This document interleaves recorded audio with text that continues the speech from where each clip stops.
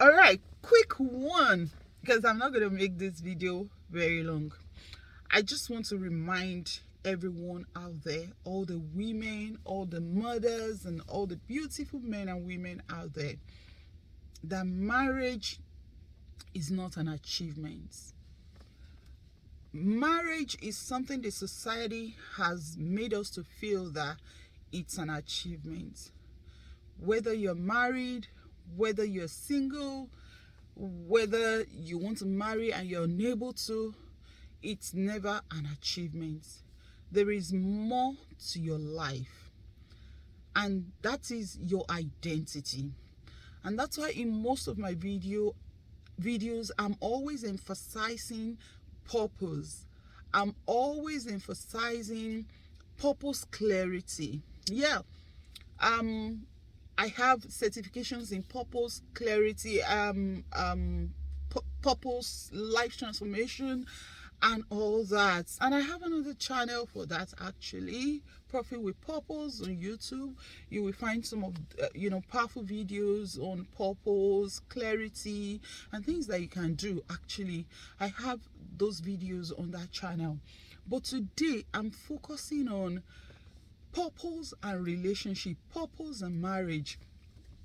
Most of the time, if you marry someone that their purpose does not align with yours, there's going to be a problem. And the challenge that I've seen is people don't have an identity, so they follow the identity of the person they want to marry, or an assumed identity of the person that they want to marry. And at the end of the day, sometimes the person you want to marry could be a scam. That they are Christian does not mean they can't be a scam. And that's why you need to have an identity yourself. So if you have your own identity, the reason for your existence will be clear, and then you'll be able to walk in purpose. Because for real, let's look at it. So after marriage, yes, you get home, yes, you shower, yes, you have sex, yes, you cook, yes, so you gist, yes. So what else? What else? Okay, you get pregnant, yes, you give birth to babies, yes. Is that what life is all about? As beautiful as those things are, that's not the only reason for your existence. You have a reason for your existence. Your life needs to have a meaning. Your life needs to have a direction. Let me ask most married women, if they remove that name from your name, what will really be left of you? Do you still have your own identity? Because the problem is, you think that you most of the time you are living in the shadow of that person that you are married to. So when that person is hurting you, it's difficult for you to pull away, because you are literally living in their shadow. Because you have no identity. You don't know who you are. You don't know yourself. So you feel like your life will be over if you leave them. And yet you are not enjoying the relationship. And yet you are not enjoying the marriage. And when did all this start? It all started from you telling the children that is what their life is all about. Serving a man. That is what their life is all about. Living for a man. And for quite a number of people, who came from a single parent's home, we see our mothers do all these things by themselves. They are so strong. They do everything. And then we feel that is how life should be. That is also another issue. So even when we happens to be a single mother, even when we happens to be parents or guardian raising children, especially ladies or girls, we need to encourage our children to have their own identity. The problem we have in our generation today, the reason for most crime and everything that we see today, is identity. Because once you have your own identity, it's difficult for you to go astray. Your identity will begin to dictate who you are going to talk to. the kind of people you want to work with, the kind of job you want to do, and that will bring satisfaction. You won't have to go and kill another person to get money. You won't have to cheat another person to get money. Because why? You will be satisfied knowing that you're doing the right thing. You won't have to covet, you won't have to jealous, but because you lost your own identity, you don't really know what you want to do with your life. And that's why you see that, they do this today. And I'm not saying that you cannot explore in life. You can actually explore, especially in the process of you trying to find out the reason for your existence. You can explore and see, if this one will, especially if you don't have a coach or somebody that guides you. You really don't have to explore if you really have someone who will guide you and, lead you, saying this is, how to do it. Because the fastest way to rise is to rise on somebody else's shoulder. But, we don't encourage that. We don't see that as important. For most parents, what we see as love is to give our children food, clothe them, give them shelter, and then prepare them, send them to school, and then prepare them for marriage. And then with all this struggle, with all this stress, what's the next thing? You just push them to somebody who does not even have a direction for his life. And then you push them to the person pushed them around, and the kids were like, okay, well, let me just stay. Another thing that I want parents to be careful of is make life good for your children. You don't have to be rich to make life good for your children. You don't have to be rich to make the atmosphere of your home conducive for your children. Most women, most young ladies, they get married. Some of them want to run away. I talk to young girls every time. I have my inbox with quite a number of young girls who ran away from home, and then they are cohabiting with one man somewhere, and the man is abusing them. The man is abusing them. I have contacted, domestic violence centers for some of them. Because why? You did not make the atmosphere of your home conducive. If you are experiencing domestic violence in your marriage, take your kids away.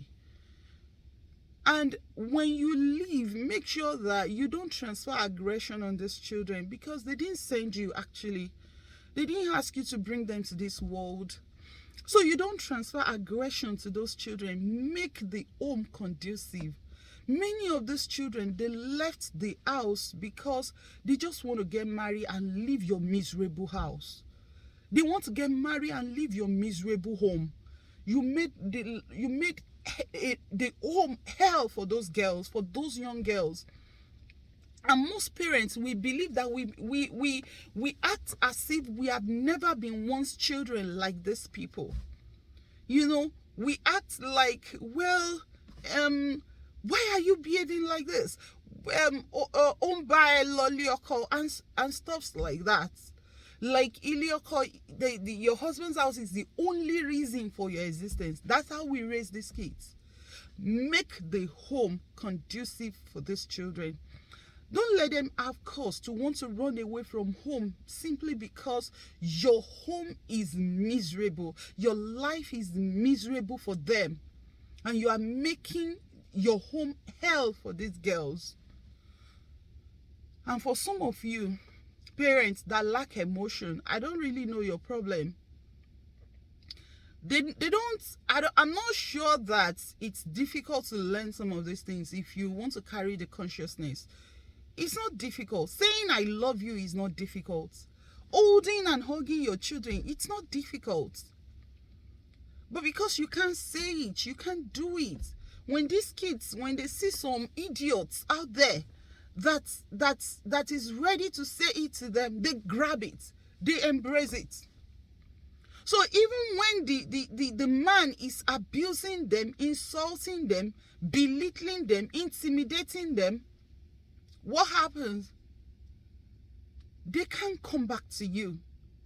Because after that one has finished intimidating them, destroying them, then it will draw them closer again, and they will have sex.